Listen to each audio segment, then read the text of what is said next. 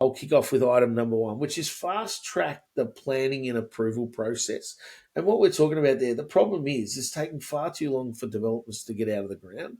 Delays in planning, zoning, and approvals are dragging out time frames and increasing holding costs.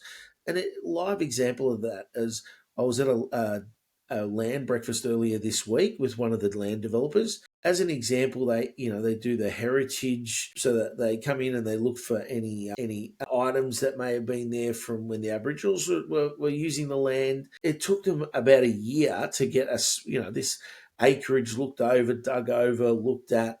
Out of that, they found, a number of things that they considered could be and may well have been Aboriginal artifacts.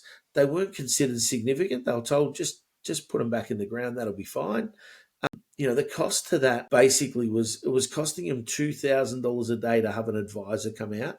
Often the advisor wouldn't show up, so they had their guy there with a tractor and stuff ready to dig up and look around, and the other people there to assist, and the advisor wouldn't show up. So which is just crazy. So they're paying all this additional cost.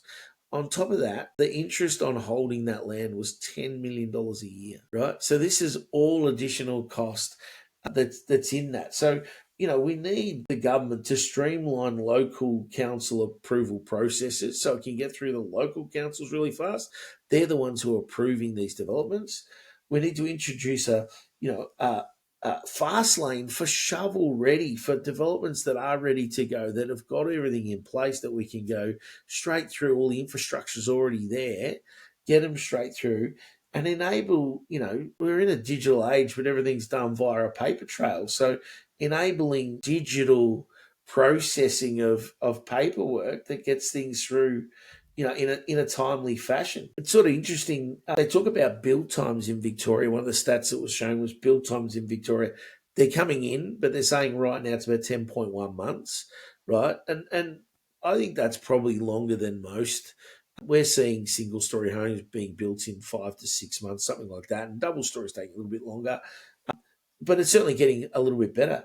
But it's not necessarily